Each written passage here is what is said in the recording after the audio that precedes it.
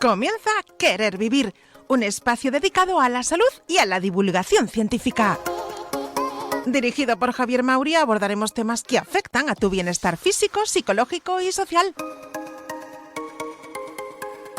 Quédate con nosotros y conocerás los mejores tratamientos médicos complementarios y alternativos, y siempre desde el rigor científico.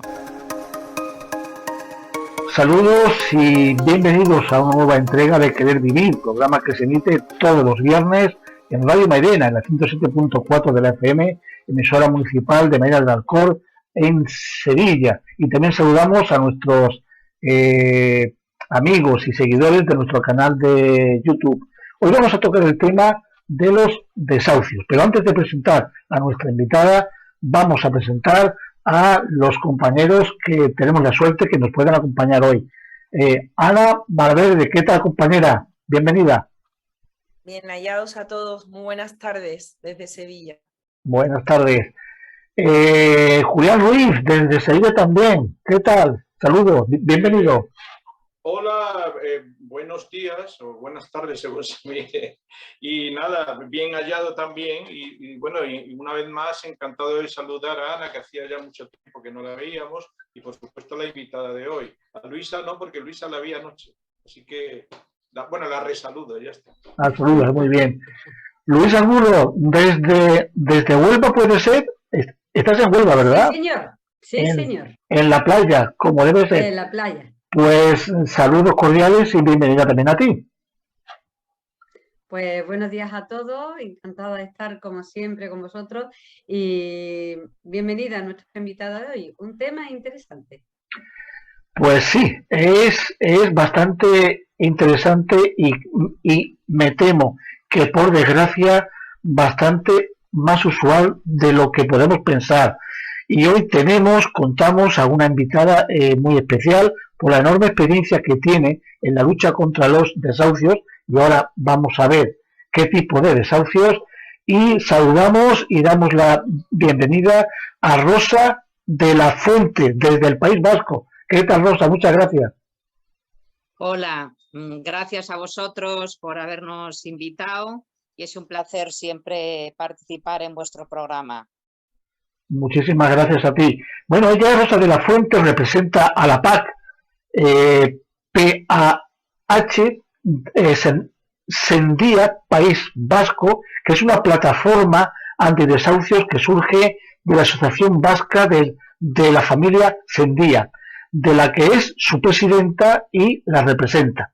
También representa a la Asociación de Familias Monoparentales de Euskadi, primera asociación de este tipo creada en toda España contra la feminización de la pobreza.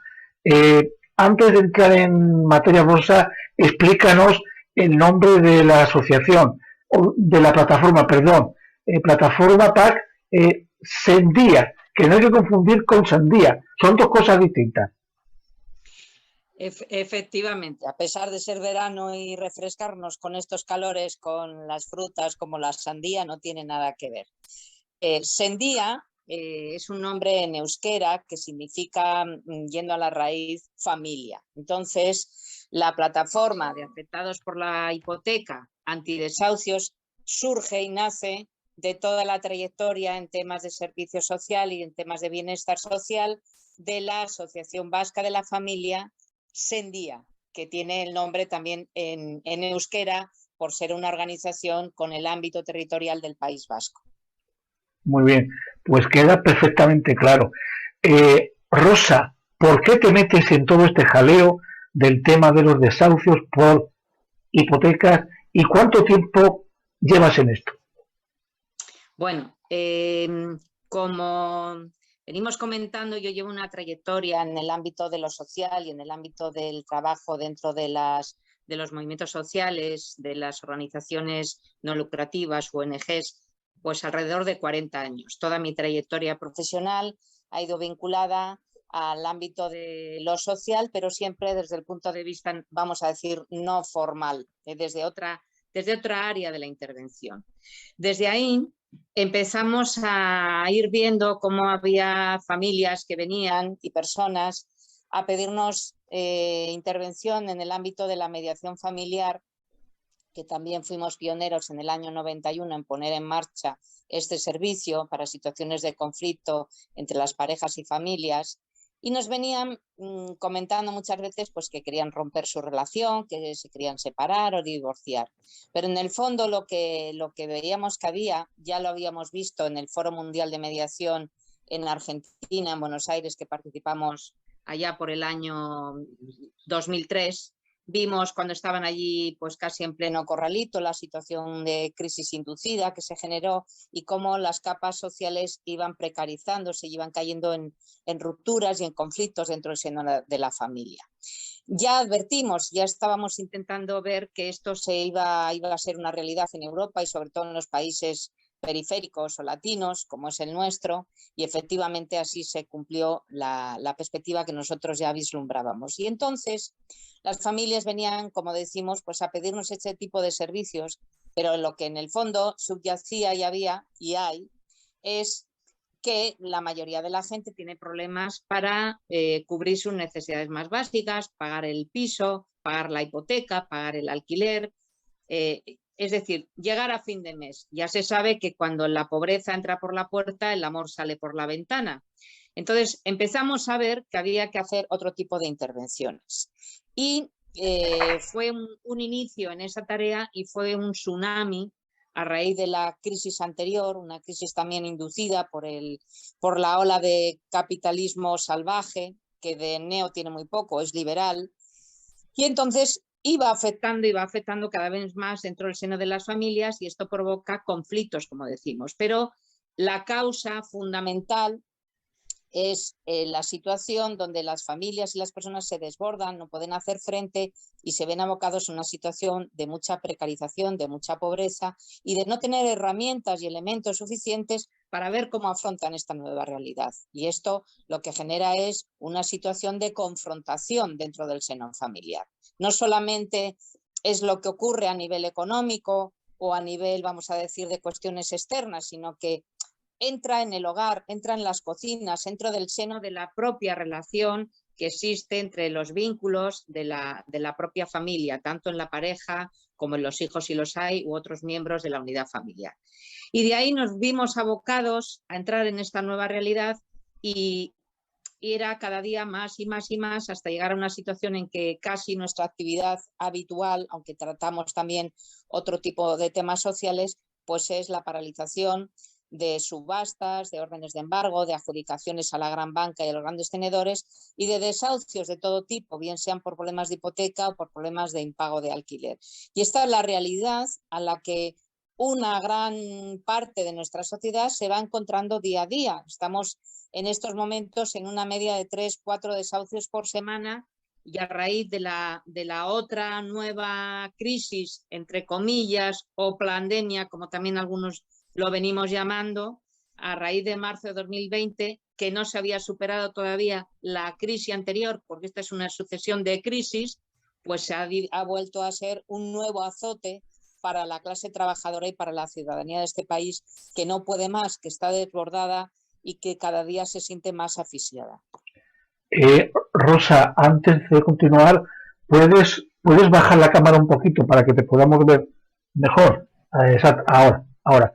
Hay algo que a mí me chocó especialmente y te lo comenté hace un par de semanas cuando empezamos a estar en contacto, que hay un real decreto que prohíbe los desahucios. No conozco muy bien en términos jurídicos cómo es, a raíz del año 2020 precisamente, cómo es que se sigue produciendo desahucios de primera vivienda, que hay que decirlo, por temas hipotecarios. ¿Qué es lo que pasa con los juzgados que se pasan esto por el arco de triunfo?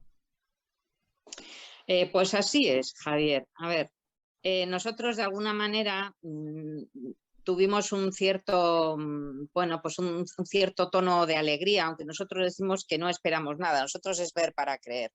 Cuando el gobierno del país sacó el Real Decreto Ley como plan de protección, como medidas de protección, en marzo del 2020 para evitar desahucios en un momento en pleno COVID, en plena crisis, donde no había además ninguna alternativa habitacional, la gente estábamos confinados y no había situaciones para salir de alguna manera ante estas situaciones tan graves. ¿Qué ocurre? Pues nosotros es de marzo de 2020 para aquí cuando más trabajo estamos teniendo, un auténtico tsunami, y nos vemos todavía más desbordados si cabe que al inicio, como decíamos, de la anterior crisis de los años 2011, 2012, donde era desahucios continuos, 500 y pico desahucios en nuestro país por día, y donde más de 1 millón de familias con todos sus miembros se vieron en poco tiempo en la calle. Esta fue la tragedia anterior y está habiendo un nuevo sangrado, una nueva tragedia. ¿Qué ocurre? Pues efectivamente el gobierno saca el Real Decreto Ley de apoyo a las familias vulnerables, sobre todo, como dices, para las situaciones de emergencia habitacional donde no hay otra alternativa habitacional, y nos encontramos que el gobierno saca este Real Decreto, pero luego son los juzgados en las correspondientes jurisdicciones y en cada autonomía y en cada ciudad los que finalmente toman la decisión de abrir un procedimiento judicial, una demanda judicial y continuar con ella. ¿Qué ocurre? Pues efectivamente nos estamos encontrando con que en la mayoría de los casos, aun siendo familias vulnerables, pudiéndolo demostrar con prueba documental e inclusive con informes por parte de los servicios sociales que deben de cumplir este mandato y emitir los informes correspondientes, que no son subjetivos, que son informes oficiales de los ayuntamientos, de los municipios donde viven estas personas y estas familias, pues de todo esto hacen caso omiso, o bien no piden los informes, o bien cuando los reciben los ponen a un lado, o bien da igual que los tengan, que no los tengan, que sean vulnerables, que no se mira, se ningunean tanto el Real Decreto como ciertos convenios que hay con el Consejo General del Poder Judicial, y entonces literalmente no los aplican, ejecutan el lanzamiento o el desahucio. Y da igual que digas en la defensa, oiga, mire, que hay un Real Decreto Ley, que hay menores, que hay discapacitados, que hay personas en situación de violencia de género, que están en situación de precariedad, que están cobrando una renta básica, que no tienen un sitio donde ir a vivir. Pues da igual, ejecutan, mandan la orden y la comisión judicial, inclusive dentro de lo que son, pues no estamos hablando de casos fundamentalmente entre particulares, es decir, entre iguales, una persona que alquila un piso a otra persona, sino que estamos hablando de lo que se denomina grandes tenedores de viviendas. Es decir, las grandes empresas de la banca o satélites pertenecientes a la gran banca que opera en este país, o fondos buitres, que son los que tienen cantidades ingentes de viviendas. Porque no olvidemos, estamos hablando muchas veces de independentismo, de soberanismo, de muchísimas cuestiones con respecto al suelo de este país, y resulta que el suelo de este país lo único que tiene es un portaaviones de la OTAN, porque todo lo demás prácticamente es suelo que pertenece a fondos con sedes en paraísos fiscales, fondos tejanos, fondos europeos, que pertenecen a los grandes monopolios, a las grandes corporaciones que controlan el dinero, la banca, el poder económico a lo bestia.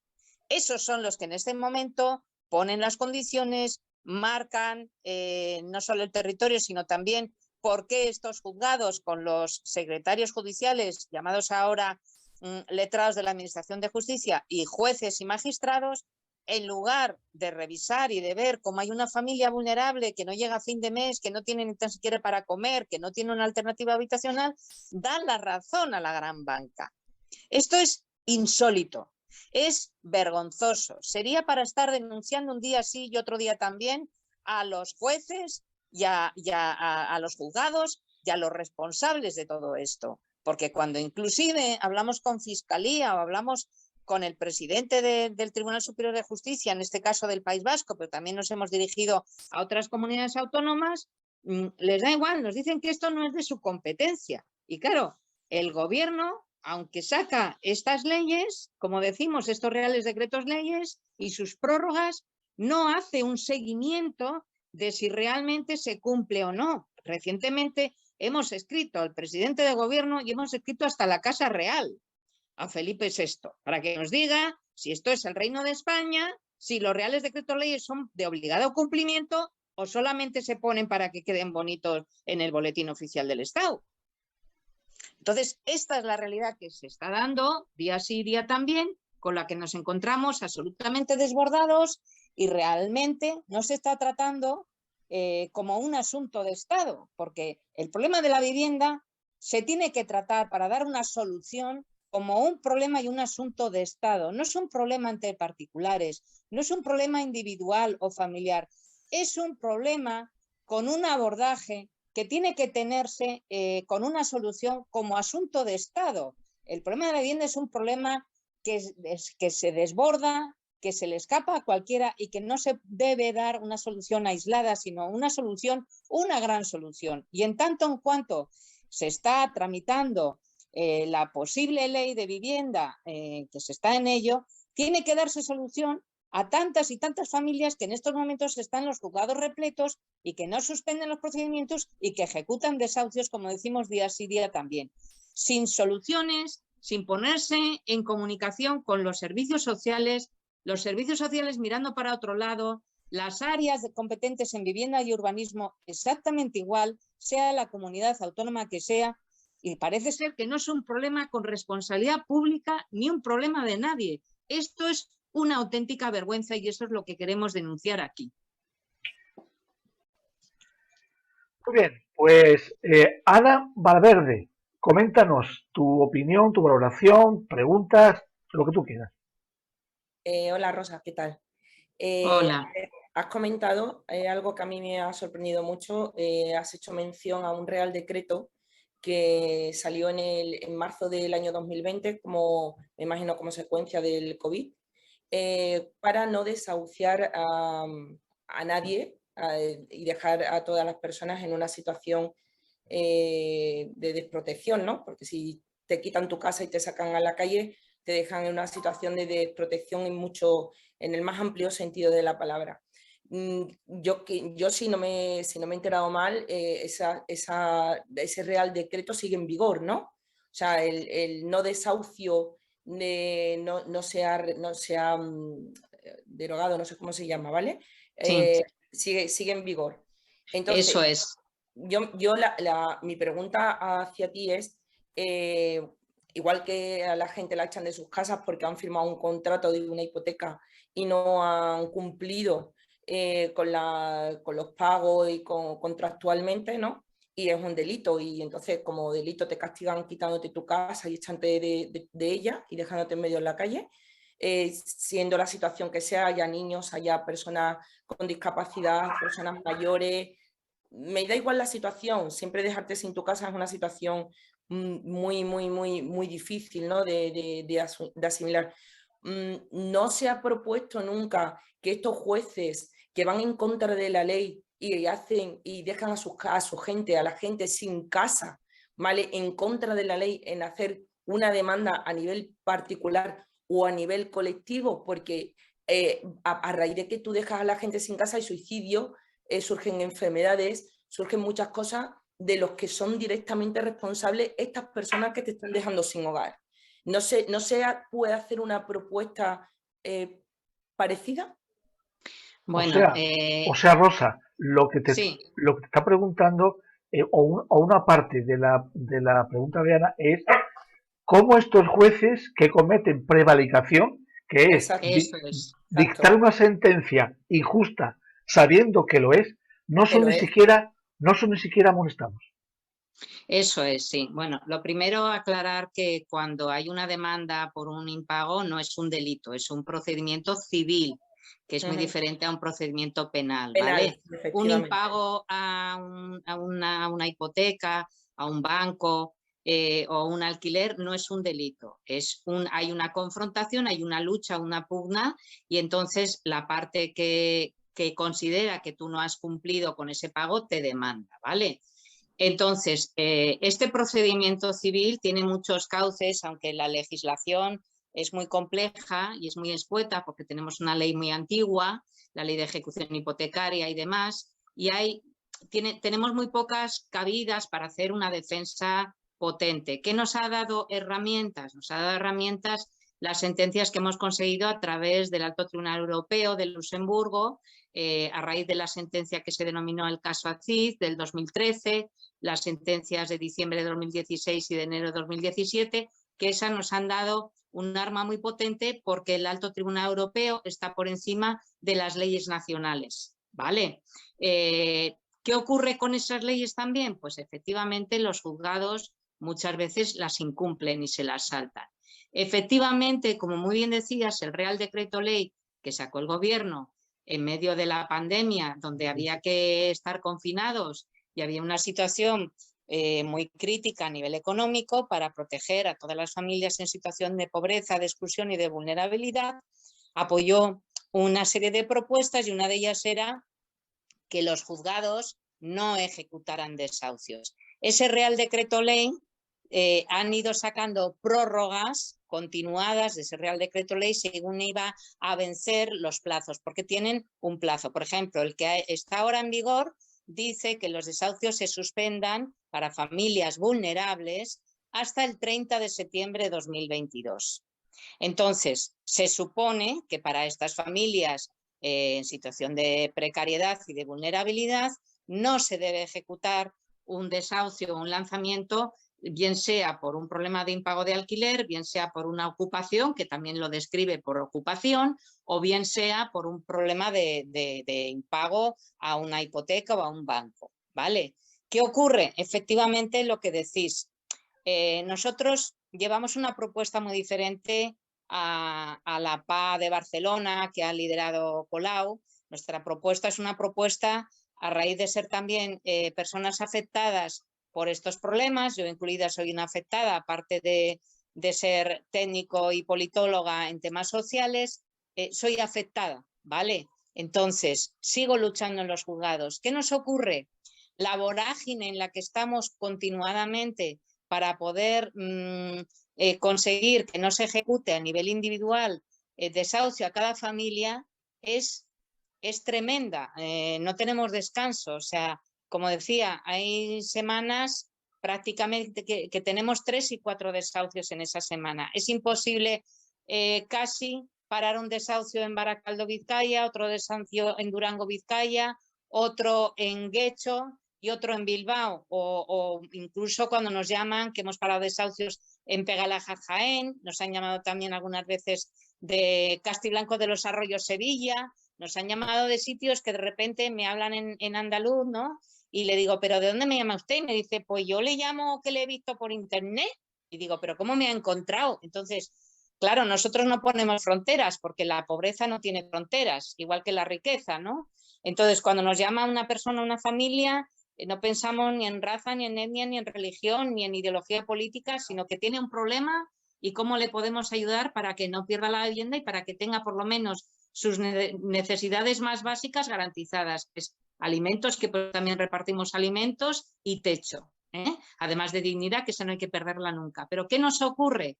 Nosotros somos una ONG, decimos pequeñita pero matona, porque somos muy luchadores, pero tenemos los recursos que tenemos, somos gente que estamos, como decimos, 24 horas de los 365 días, que a veces decimos que parecemos la funeraria, porque estamos sin descanso, atendiendo llamadas de gente que nos llama llorando, desesperada. Lo primero, intentar arropar esa crisis, dar unas pequeñas herramientas para que no pierdan los nervios, que no cometan tonterías, que efectivamente, que no se tomen cosas, que no se suiciden, que eso nunca hay que hacer, ¿eh?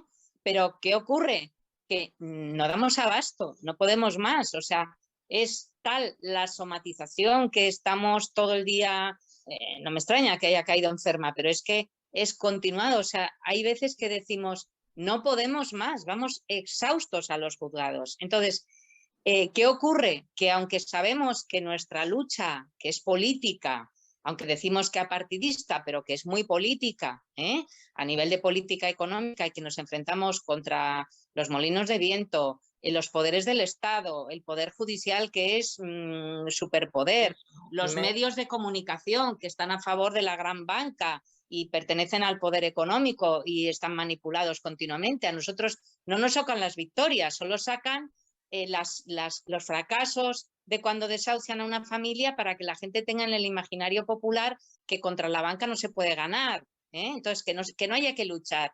Hay un intento de decir, como no vamos a ganar, renunciamos ya a la lucha. Entonces nosotros decimos, hasta... Entonces, ¿qué ocurre? Que decimos que la esperanza es lo último que se pierde y la lucha hay que seguir, hay que continuar, nunca está perdida. Entonces, esto la gente ya no lo trae. A veces decimos que nos cuesta más luchar, no con la familia, sino contra la propia familia, con los esquemas que traen, que contra la propia banca o contra los propios jueces. Entonces, ¿qué nos ocurre?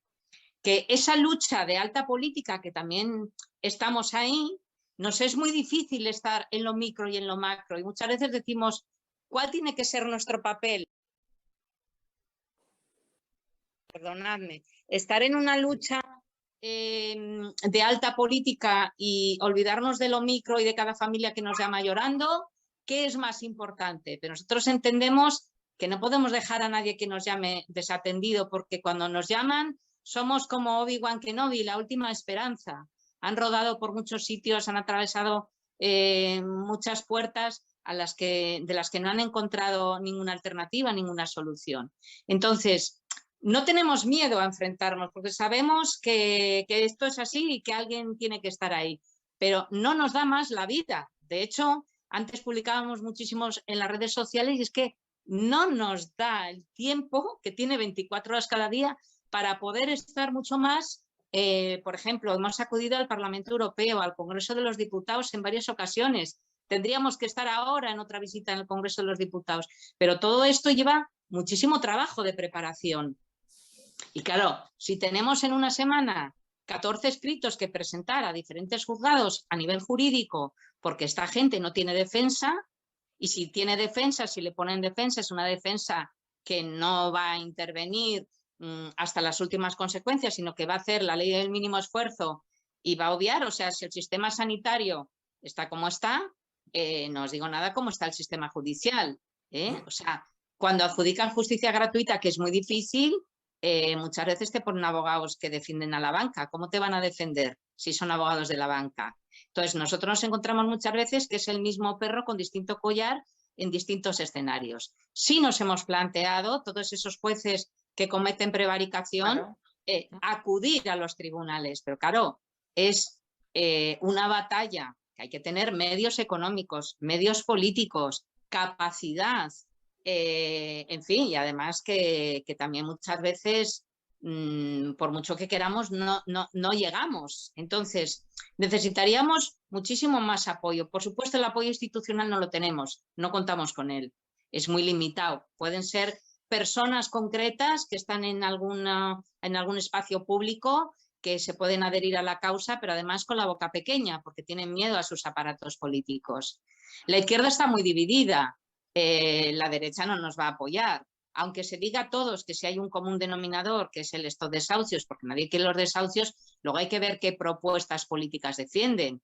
Y ni tan siquiera el gobierno que tenemos en este momento nos ha llamado, habiendo estado hasta en 5 ocasiones en el Congreso de los Diputados y otras 2 en el Senado, y como decimos, y en el Parlamento Europeo, y en Juntas Generales y en el Parlamento Vasco, nadie nos ha llamado del gobierno para decir qué opinamos del borrador de la ley de vivienda, cuando hemos hecho un montón de propuestas políticas. Decimos que las propuestas políticas no hay una única propuesta, pero siempre monopoliza el discurso la PA de la Colau, que me vais a perdonar, pero yo la llamo la Calau, porque la he calado hace muchos años. Entonces, nuestra plataforma vasca, aunque defiende a cualquiera, nos llame de Francia o nos llame de Crimea, nos da igual de dónde nos llame, porque nuestra lucha no tiene fronteras. Nuestra lucha es la lucha de clases, la lucha obrera frente al capitalismo salvaje y el gran capital. Porque fijaros bien, no estamos ni en contra de la banca, estamos en contra de las malas prácticas bancarias y la negligencia y la complicidad de los poderes del Estado, que en lugar de defender los derechos constitucionales y los derechos humanos hacia la ciudadanía ante un problema, como decíamos, de Estado, que es el problema de la vivienda y de las malas prácticas bancarias, se pone del lado de la gran banca. La banca sí que no tiene patria. La economía no es que la han roto, Javier, discúlpame, antes decías. Han preparado una táctica económica que ahora es perfecta, porque ahora ya la han hecho con la pandemia, con el miedo, con la muerte, con la enfermedad, que eso les faltó en las crisis anteriores. Entonces, hay una economía magnífica para los grandes oligarcas y las grandes corporaciones económicas. Y luego hay otra cuestión que no quiero que pase por alto, es decir, que cuando la banca nos demanda y nos dice que debemos dinero, es mentira, pero así, con mayúsculas, es mentira.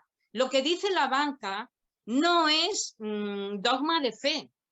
La banca ha cometido una gran estafa, que es que todos los préstamos los ha titulizado, los ha convertido en bonos, y la banca nos utilizó con caramelos envenenados para que firmáramos esos préstamos para venderlo en títulos en bonos en el mercado financiero. La banca ya cobró y la banca además ha sido inyectada con dinero público y recibe dinero del Banco Central Europeo al 0 y al 0,5% de interés, que lo vende al Estado y a las comunidades autónomas al 6 y al 7% de interés. Es decir, mientras nuestra deuda del Estado, nuestra deuda pública sigue creciendo, los grandes beneficios de la banca son exponenciales y después esa divisa la lleva a paraísos fiscales. Por eso estamos en continuas crisis, las crisis que crea la gran banca.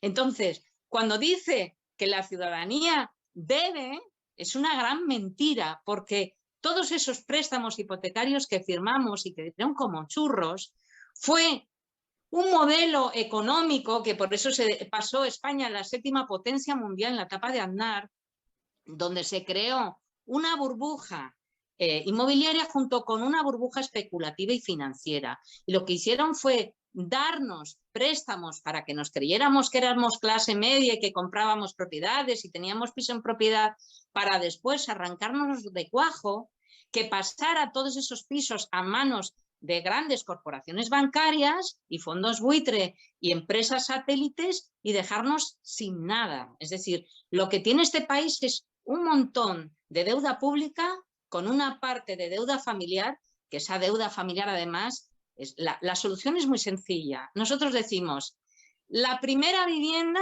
el hogar, es un bien que debe considerarse inembargable, que ya existe en países de la Unión Europea esta realidad. Después, condonación de la deuda hipotecaria. Pero ¿cómo es posible que se condone la deuda a partidos políticos, a clubes de fútbol, a grandes constructoras, en fin, a un montón de gente que anda por ahí, que incluido con el debido respeto, Izquierda Unida tenía también y tiene una gran deuda que, bueno, ya habrá sido condonada, que eso también hace que muchas veces los partidos de izquierdas giren porque se ven presionados por la gran banca, porque hay que pagar las campañas políticas y hay que jugar por lo menos en la posibilidad de igualdad de condiciones que juegan el resto, y al final todo eso es dinero. Entonces, ¿qué ocurre? Que no hay un gran poder, ya no digo, en fin, desde las izquierdas tan desunidas que vamos a decir en Andalucía, pero es que pasa en todo el país, en el País Vasco igual. No hay un gran poder donde podamos hacer un frente común contra la banca y exigir al Estado y al gobierno de este país, que en este momento está en manos del Partido Socialista y de Podemos, que actúe frente al robo y al atropello de la banca. Y la deuda familiar rondan los 20.000 millones de euros, pero si solo a Bankia se le han condonado y se le inyectó más de 40.000 millones de euros y ningún banco ha devuelto nada de lo que el gobierno con nuestro dinero les dio. No se ha devuelto el dinero que se inyectó a la banca. Entonces, es impresionante cómo la vara de medir es muy injusta y muy desigual. Y esta crisis, además, no la hemos generado nosotros.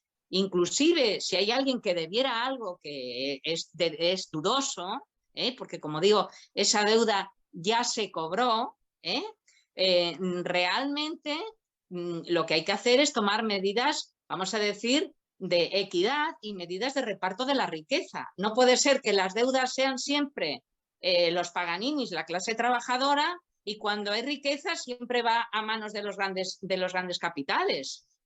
Entonces, se socializa la deuda y en cambio la riqueza pasa siempre a manos de unos pocos. Esa es la desigualdad tan grande que tenemos en este país, que 1 de cada 3 niños es pobre. Entonces, no puede ser. La primera vivienda tiene que ser un bien inembargable, por ley. Hay que condonar la deuda hipotecaria familiar y hay que meter en cintura a la banca, porque no solamente es que ha metido cláusulas abusivas como la cláusula suelo, el IRPH, los gastos de constitución de préstamo, el interés de demora que lo ha metido como un interés leonino, sino que en cada escritura de hipoteca hay más de 26 cláusulas abusivas de media. Pero es que luego esa hipoteca se ha firmado para utilizarnos, para hacer bonos o títulos con esos paquetes de hipotecas y venderlos en el mercado financiero internacional. Entonces, la banca ya cobró, por eso daba tantas hipotecas, porque no le importaba que luego la ciudadanía no pagara. Lo que quería era tener hipotecas para hacer títulos o bonos y venderlos. Entonces, el banco ya cobró, está reclamando en los juzgados una deuda que ya cobró. Eso es lo que no se dice y eso lo conoce, por supuesto, Podemos, todas las plataformas de este país y el gobierno. Y todo el mundo estaba en los consejos de administración de la gran banca y mirando para otro lado. Da igual de qué sindicato, de qué partido, porque todos comieron de la misma tarta. Esa es la desgracia que tenemos, que realmente una izquierda fuerte, real, contra los abusos de la banca, brilla por su ausencia. No sé si os he contestado, pero esa es la realidad. Y claro, ¿qué hacemos? Organizaciones pequeñitas que estamos muy aisladas, muy solas, muy desamparadas, porque realmente a nadie interesamos. Somos una organización que estamos en tierra de nadie, luchando contra todos, contra los grandes poderes, pero realmente cada día nos oxigenamos porque cuanto más pequeños somos, más grandes nos hacemos. Luis, compañero, adelante. Sí. Bien, no, lo que quiero comentar es que, bueno, escuchando todo esto, y aunque no era la primera vez que lo escucho, sino muchas veces, pero digamos con la crudeza con la que lo estoy escuchando de mano de esta compañera, lo que me ha entrado es una sensación de indefensión tan grande que bueno, yo no sé, es que claro, no sé exactamente ya si realmente todo esto tiene solución, porque a mí lo que me llega realmente en el fondo es que somos una verdadera mierda en manos de, bueno, de la gente que tiene poder, punto y pelota. Y además hacemos lo que a ellos les da la gana. Y además, lo más grave de todo, en la mayoría de los casos conscientemente, salvo en estas contadas ocasiones, estas organizaciones que realmente, teniendo conciencia del problema que tenemos encima, pues luchan para impedir que haya familias que se tengan que ir a la calle, etcétera, etcétera. Me habla de pocos recursos, me habla de... Esto lo he escuchado tantas veces que yo digo, Dios mío, yo por un lado digo, joder, yo tendría que hacer más cosas por intentar echar un cable, que no es que no las haga, pero digo, igual hay que hacer más porque realmente con esto que hacemos no vamos a ninguna parte. Es que no vamos a ningún lado. Y otra cosa que ha dicho muy importante, ¿no? Que a mí, pues bueno, pues es una cosa que yo llevo diciendo sistemáticamente y ya nos costó una guerra, y todo lo que conlleva después el perder una guerra, ¿no? Y es la izquierda tan dividida, tan asquerosamente dividida, porque no me cabe otra palabra, que hay en este país, ¿no? O sea, es inadmisible que la llamada izquierda, que en teoría tiene un fondo, digámoslo, de político, social, muy parecido en teoría, ¿no? Es decir, coño, la izquierda está por la igualdad, está por la libertad, está por una serie de valores sociales y de mejoras sociales que realmente, bueno, pues dignifican algo al ciudadano, ¿no? A las personas que habitamos este mundo, ¿no? Pero, amigo, la verdad es que la izquierda, la puñetera izquierda, me dan ganas de decir, lamentablemente, pues es la que se está encargando de que la derecha cada vez tome más protagonismo y bueno, no es la derecha la que gana, es que son las izquierdas las que pierden, o sea, es así, no ganan ellos, perdemos nosotros, pierde la izquierda por estar fragmentada, por estar... Realmente me llego yo a pensar, ¿esto es realmente una izquierda? ¿Es realmente izquierda? Porque yo es que ya no me lo creo. Yo es que ya no me lo creo. A mí cuando me empiezan a hablar de la izquierda, pero ¿quién es la izquierda? ¿Quién forma la izquierda? Realmente, con sentido, Yo desde Julio Anguita no he visto a nadie, que a mí ya realmente me haya representado como persona, como ciudadano. No he visto a nadie con vergüenza y con dignidad política. Yo no he visto a nadie. Y probablemente, y es lamentable decirlo, difícilmente lo veré.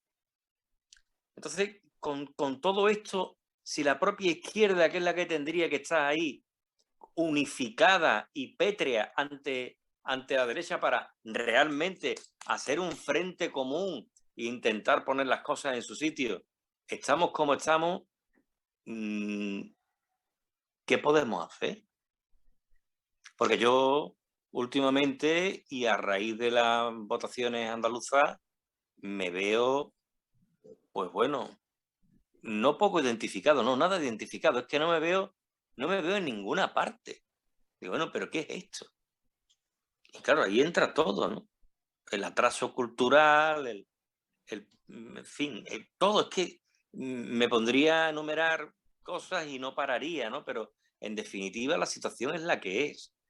La capacidad de lucha es tan mermada como la que tiene la compañera con las personas que se esloman 365 días trabajando para intentar que haya algo de dignidad, que la dignidad, yo tengo entendido, o por lo menos así me lo hicieron creer mis mayores, no tiene precio, no se compra con dinero, eso no tiene precio. Y sin embargo está absolutamente pisoteada y permitida en gran parte porque no tendría que permitirla nunca. Entonces, yo es sumarme y admirar profundamente a esta compañera y al resto de las personas que como ellos se suman a esa causa de lucha y sacan de su tiempo libre ese esfuerzo complementario para poder ayudar, benditos sean, benditos sean. Y nada, ver cómo nosotros podemos ayudar también, es decir, claro, yo digo, bueno, es que cuando te escucho hablar digo, joder, yo podría prestar más de mi tiempo libre a colaborar con otras causas, que ya lo hago, pero digo, es insuficiente, porque digo, para que esto se solucione de alguna manera, para que le veamos la punta a esto, tendríamos que cambiar nuestra mentalidad, nuestro espíritu, nuestro corazón también. Ya no solamente es tema de cabeza, es tema de corazón. Y eso lo veo complicado. Yo no tiro nunca la toalla, ¿no? Porque siempre hay gente buena, hay gente con corazón noble. Pero bueno, me duele mucho todo esto, ¿no? Me duele mucho porque me considero una persona sensible y pero también comento aquí y me pongo el primero, es decir, probablemente yo no haga todo lo que deba hacer. Luis, se te ha ido la cámara, compañero. Sí. Ahora. Perdona por el móvil y me entró una llamada.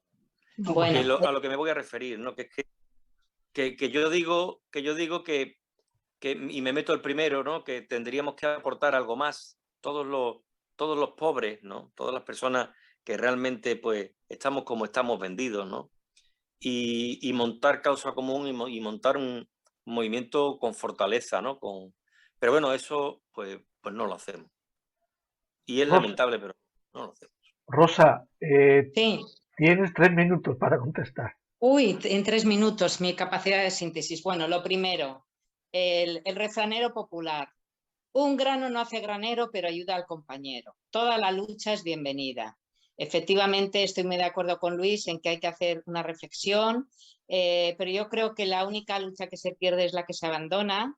Tenemos pocos medios, pero mucha conciencia política, mucho coraje y, como decimos, esto nos hace fuertes. Y en nuestros 40 años de lucha social y en estos 12 de lucha contra los desahucios, no hemos entregado ningún piso a ningún banco, que es un gran logro, y Totalmente. prácticamente me sobran dedos de una sola mano para decir que hemos parado todos los desahucios, bien sean por alquiler o bien sean por problemas con bancos. Entonces, hay que mantener la esperanza, hay que hacer una autocrítica continua, hay que exigir a que esas izquierdas que están ahí hagan una amplia reflexión. Hay que hacer fuerza desde todas las izquierdas para que no la derecha, sino la ultraderecha no avance tan progresivamente y tan rápidamente como está avanzando, porque efectivamente es una pérdida de las izquierdas, no es una victoria de la derecha, o de la ultra.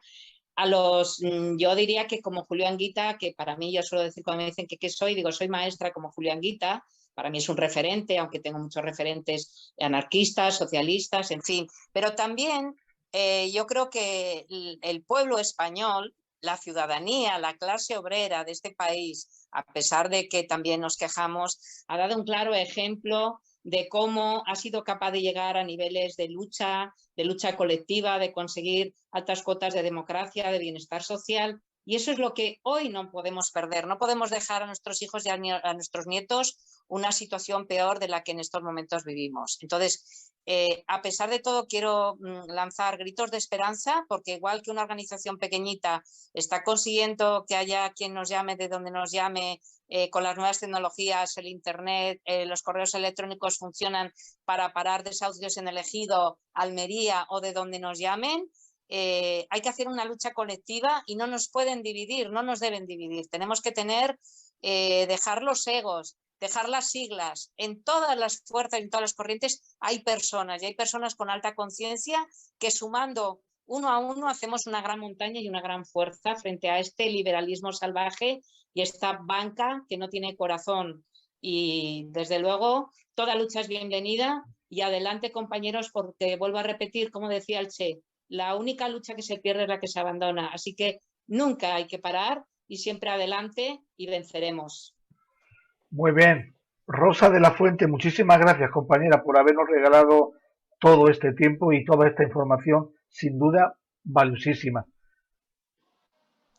Muchas gracias. Una última cosa, tenéis nuestro teléfono, nuestro correo electrónico, para que cualquiera que nos necesite, que quiera contar con nuestro apoyo, que lo pueda hacer 640-056-109. Siempre estaremos con la fuerza obrera y con la lucha obrera.